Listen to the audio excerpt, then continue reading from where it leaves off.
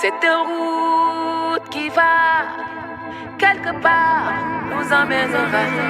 Questa strada che va da qualche parte ci porterà. I giardini saranno Omawada, Inatenames. Questa strada che va da qualche parte ci porterà. I giardini saranno Omawada, Inatenames.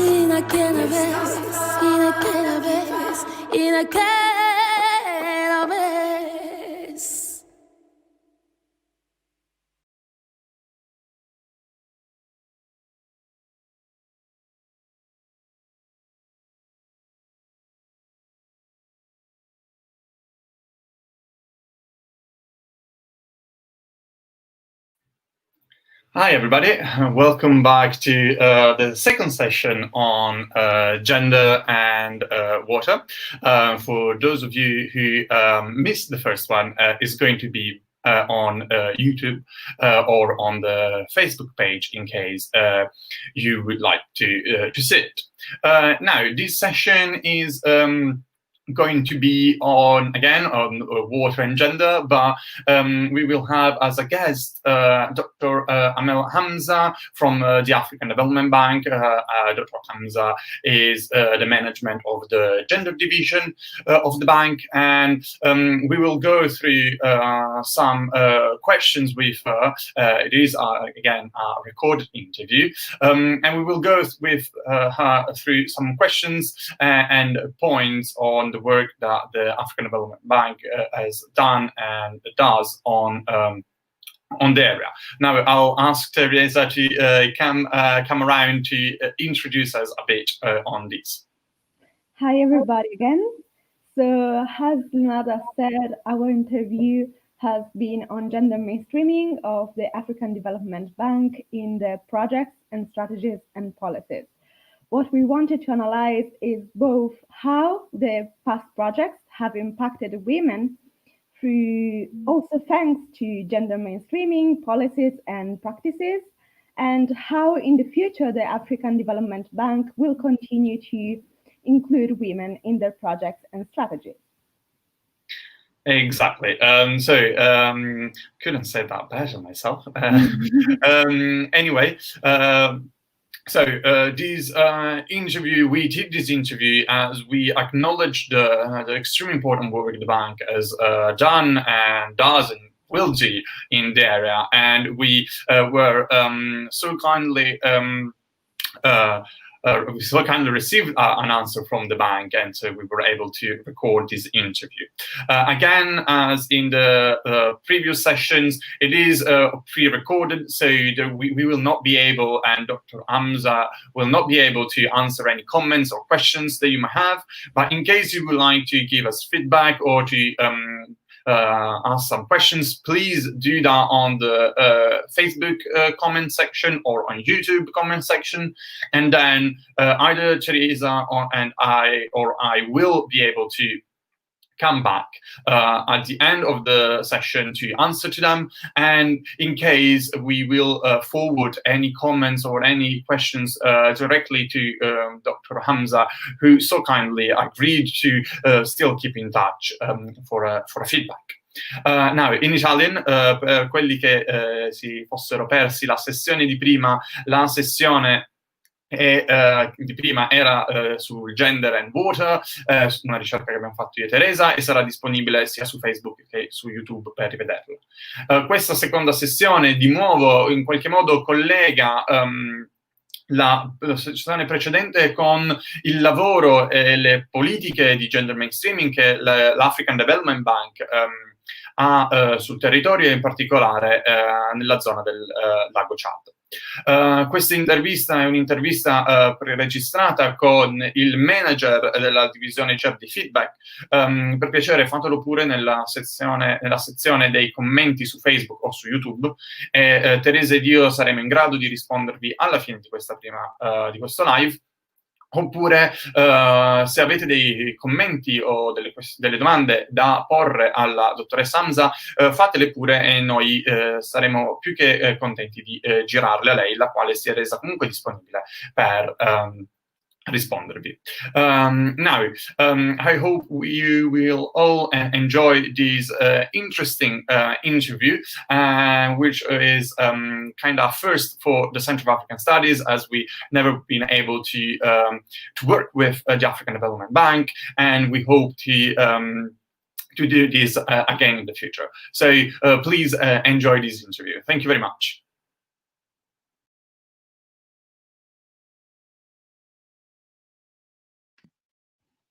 Okay, so welcome everybody to this recorded interview in English with Dr. Amel Hamza from the African Development Group Bank. Dr. Hamza is the division manager of the Gender and Women Empowerment Division and a gender specialist at the African Development Bank. She's over 30 years experience in promoting gender mainstreaming, agriculture, rural development, water supplies, and various other areas. So it is an extremely great honor for us having you here, Dr. Hamza. Welcome. Thank you very much, and I'm really happy to be here. Thank you for reaching out to the African Development Bank and to the Gender Division. It's our pleasure to be here and to share our experience as well on gender mainstreaming in the African continent. Thank you so much. So I'll start with the first question, and then Teresa will ask the other two. So the first question is how your organization, the African Development Bank, has integrated gender perspective in its vision, why, and through which instruments?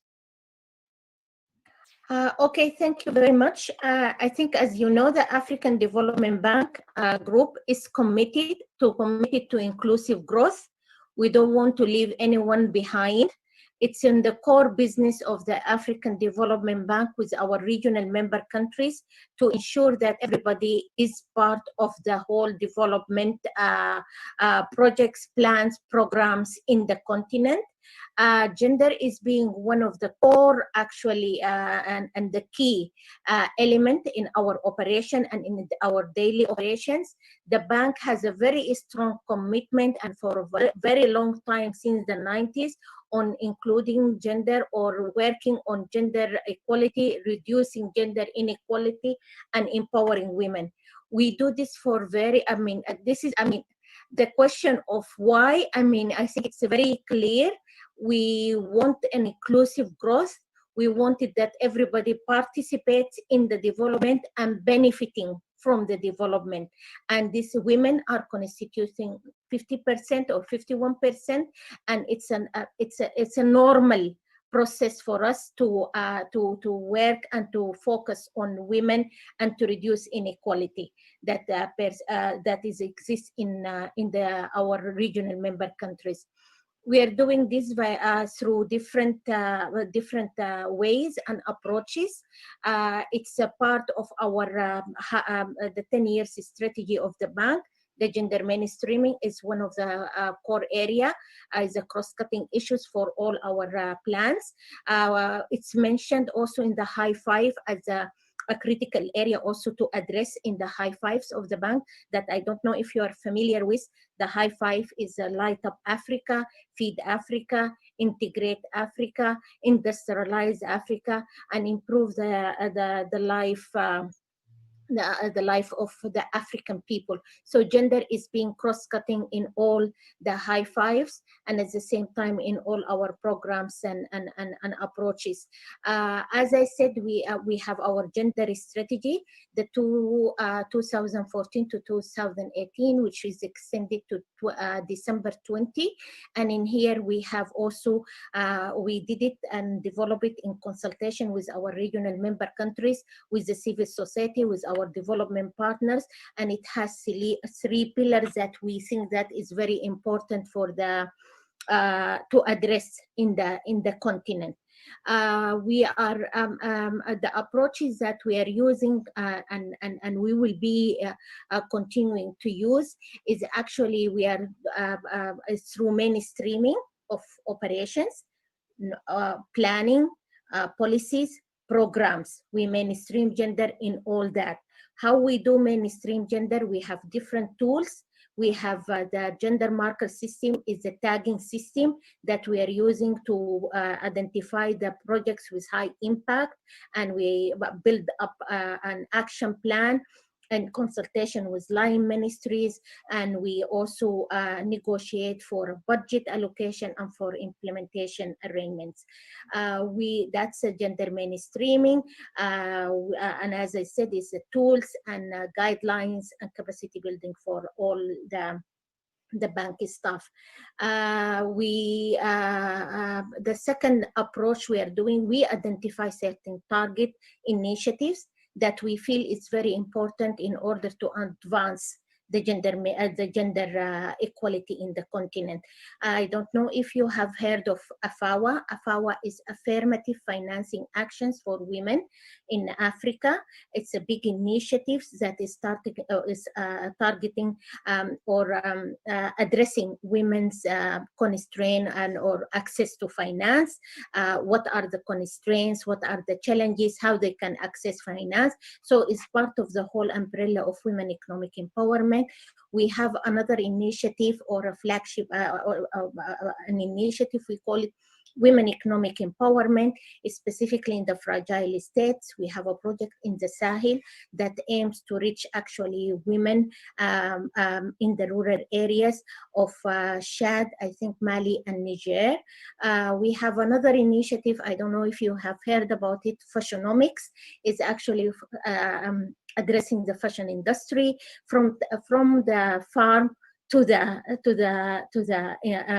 textile industry, because we feel this is an area where lots of young people are interested in it, and it can create an employment opportunity. So these are, and then another one is in through digital, women economic empowerment through digitals. We have a project in Rwanda and in Sudan and in Abidjan. So these are the second approach. We use targeted initiatives that we think that it will advance the women economic empowerment aspect in the continent. The third approach is actually knowledge and capacity building. It's knowledge generation in terms of knowing the countries, knowing what are the challenges, coming up with some recommendations, engaging with our member countries for this, in what are really the bottleneck and how we can solve it. This we call it with gender profiles. We have a number of gender profiles, even as in the Chad basins. We have for Chad, we have for Niger, we have for Nigeria. We update them sometimes regularly, sometimes they are backdated, but we still try to update them regularly. We are involved in generation of data with ECA and the UN Women. We just produce an Africa Gender Index, which is looking at 3 areas: women representation, women economic empowerment, and I think I forgot the third one, but anyway, it's the 3 areas. I think it will soon be public for the public use. So you can see actually the 3 areas that we are generating data for. So you can see also the countries and how they are performing and in which area they will be able to increase their efforts and so on. So this is, I think, in a nutshell, the three ways of mainstreaming gender, and through the policies, as I said, of the bank. It's we are aligned with all the bank policies and strategies. Thank you. Thank you very much. There was an amazing answer. Thank you very much. It was extremely informing, and I think for our audience will be of pivotal interest. I'll then ask now Teresa to present the other 2 questions. Thank you very much. Thank you very much to both. The second question is, to what extent over the years the projects co-financed by the African Development Bank have had a meaningful impact on women's conditions living around the Lake Chad area? Okay, thank you very much. I think I will speak general, and then I will zero down to the Lake Chad basin. As I said, it's part of our job. I mean, it has to be, we address the gender and the gender consideration in all our projects. I think, I mean, I was in the water sector as a gender specialist, and then I was also gender specialist in other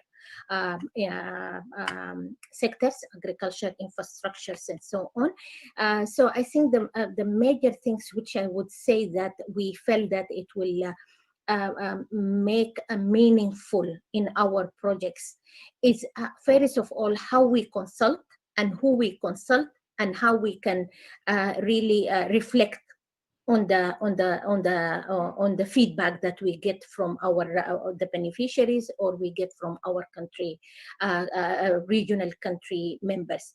That is a very important part, that if you would like really to address the need of the beneficiaries, you have to look at the consultation, and the consultation process is not just for gender, but we do it for gender and we do it for safeguards as well, because we have also big infrastructure projects where we need also to emphasize all the safeguards are taken care of. We make sure that, I mean, within the consultation of the beneficiaries, that we consult women and men, we consult the line ministries, we consult the communities in general, we see who's doing what, who is actually more needs more support in terms of their capacity, so they can really participate effectively in the whole project design and planning and implementation.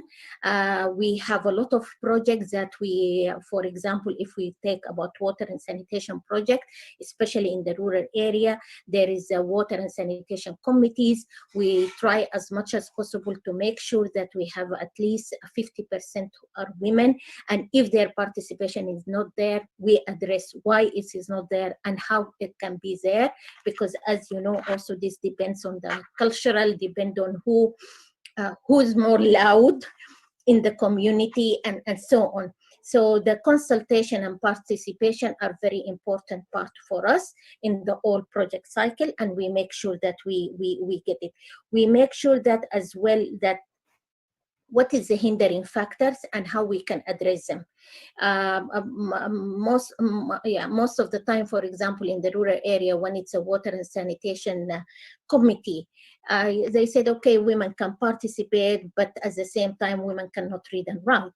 Although that they feel that women can be actually responsible for the treasury, because women are more honest. They can keep the money, and they are I mean, the level of corruption is very, very minimal among women. So that's fine, but at the same time, we wanted more participation. So if women don't for keeping records, so if they want more training, we provide that they can also be part of the committee, be part of the management of the water and sanitation projects. And we have a lot of these cases all over actually our projects, that women have been a part of the management of the water and sanitation projects. There are other areas, for example, not just in the community, if it's a rural area, but maybe for the line ministry. What is the percentages of women in this line ministry? If it's being Ministry of Water or Ministry of Agriculture, or even if it's mean the Lake Chad Basin Commission, what is the percentages of women? Where are they? I mean, in the ladder, are they in the decision making, or in the middle, or in what can we do to support them more so they can excel and they can participate more? So it depends.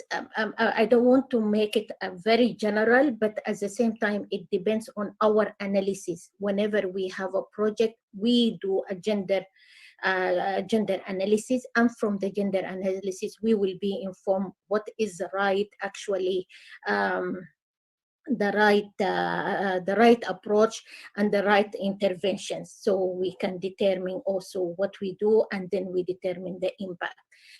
For the impact, we have I don't know if you have read the recent evaluation report, that our evaluation, we have an independent evaluation department, and they did an evaluation on the gender mainstreaming of the bank, and they illustrated the area which we really did very well, and some areas that we need to improve or to strengthen. And this is what we are going or what we are working on, so we can improve our work and we can improve also our impact. Thank you. Thank you very much for your interesting reply. The last question is briefly, what are the future perspectives of your organizations with regard to gender mainstreaming in development projects in the region? Thank you very much. Okay, I think, yeah, I have 3 or 4 areas, but maybe if you can allow me also to go back a bit for the second question. I think we also, I just wanted to give 2 examples of the things that we are doing in the Lake Chad Basin. I think one of them is a women economic empowerment in the area of the Sahel, and the other one is also the support to the commission itself for the recovery, the stabilization and recovery process. And all of them, the one, women economic empowerment, is mainly a gender, what we call it category 1, is a mainly gender project. The second one is gender is mainstream throughout the stabilization, recovery and stabilization project, and is a support to the Lake Chad Commission. Now I come to what we are in the future. I think currently we are in the process of developing our new gender strategy, which is going to be 2021-2025. And in the new gender strategies, we have identified 3 areas that we would like to focus on. One is access to finance and market, because we feel strongly, I mean, there is a huge area to improve on access to finance and market by women. I mean, there is a huge area of the working on the enabling environment, on making women that they can access finance, and that they have the technical expertise also to access finance. The second area is the skills and employment. And I think it comes to your question, the previous question, what would be the impact? And we felt that actually women are there, women are educated. I think most of our African countries, they have achieved already the universal education. But what is the missing link is the skill and the employment opportunity. And we want to work with our colleagues in the bank on the skills and increasing employment opportunity. The third part, which is very interesting and maybe is also interesting for you, is actually the bank. We do lots, I think most of our our lending is on the infrastructure side, being water, being energy, roads, whatever is actually infrastructure side. So we wanted the third pillar actually to focus on what we call it gender responsive infrastructure. If I'm putting water, what does it mean from a gender perspective? What should I do from a gender perspective? If I'm building a road, yes, it can be accessed, but access to what and for whom? So we wanted more to have more gender responsive projects, and this is also, of course, the 3 pillars will be supported by a policy dialogue and knowledge generation. So if we generate knowledge, evidence-based knowledge, then we can engage more with our regional member countries. We can have more dialogue. If I want to go in as the African Development Bank and have a road, it should be understood by the regional member country and by myself what we wanted this road for, who is going to serve, how can the road can address the inequality. So this is the evidence-based kind of policy we would like to have in the new strategy. There are 3 areas of cross-cutting area. That would be the climate change, of course. I mean, because this is also, it's a huge concern, especially if you have an infrastructure, you have to address as well the climate change, the issue of governance, and then the issue of fragility. Most of we have not most, but at least a huge number of countries either in transition or post transitions, and we would like to support them. How can we support them? And given the capacity, given the circumstances on the ground, and I think that it would be applicable to the Lake Chad Basin area. So this is about the gender strategy. That's our future for the coming 5 years. We felt that we cannot do it alone. We have to do it in partners. There are things that we, the bank, can do, and we have the comparative advantage.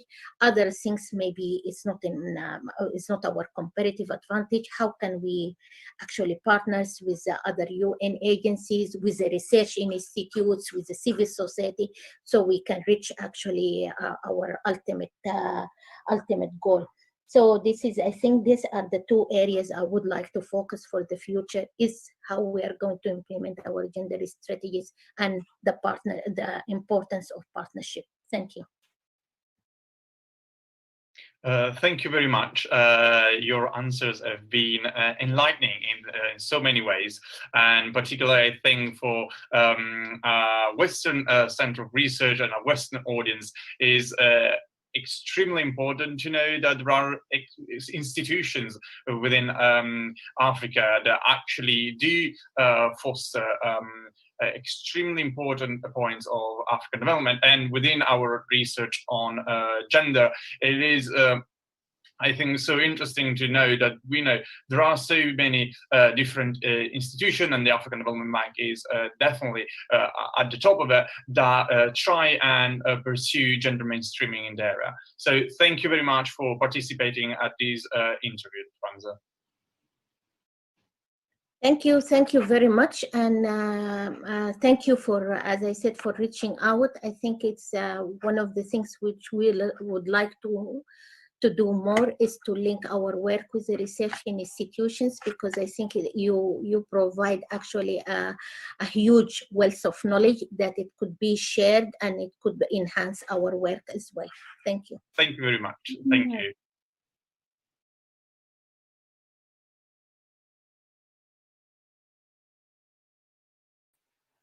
So, hi everybody, welcome back. This is going to be the end of this first sessions. Today's morning was about gender, the links with water, and the Lake Chad crisis. So in case you might be interested into these topics, but you just joined in, do please feel free to go back to the Central African Studies YouTube channel, and you will be able to follow them. Now we have here Teresa. Teresa, do please say something to rescue me. Okay, so we've seen that there are no comments both on YouTube and Facebook. You can anyway send us comments on the Facebook page or YouTube page. We will make sure that we try to reply to you in some ways. Or you can also contact the Center for African Studies, and they will re-forward your questions to us in certain ways. So do not worry. Exactly. Thank you so much, Lisa, to remind that to the audience. Now, thank you very much for watching this session and the previous one. Hopefully, we were the high standards of the researchers that we have been put with. Now, just a quick reminder about this afternoon session. This afternoon is extremely important. It is a different outlook and a different point of view to the Lake Chad Basin and to the Lake Chad crisis. It is going to be through the lenses of a photographic exhibition given to the Central African Studies for this project so kindly by Incontro fra i Popoli, who will also be live with the interview of Dr. Guidolin and President Revelato. So do please join in this afternoon. And as I said before at the beginning of this of today's, the photographic exhibition is going to start at 3:30 Rome time. And is going to be introduced by Dr. Emilio Ciarlo from the Italian International Cooperation Agency. And then Lisa, our collaboration, will take you on to the photographic exhibition that you can also see on the Central African Study website. So I hope you enjoyed this session. I hope you will tune in today at 3:30 and then maybe we will see you tomorrow on our other sessions. Thank you very much for watching and have a good day.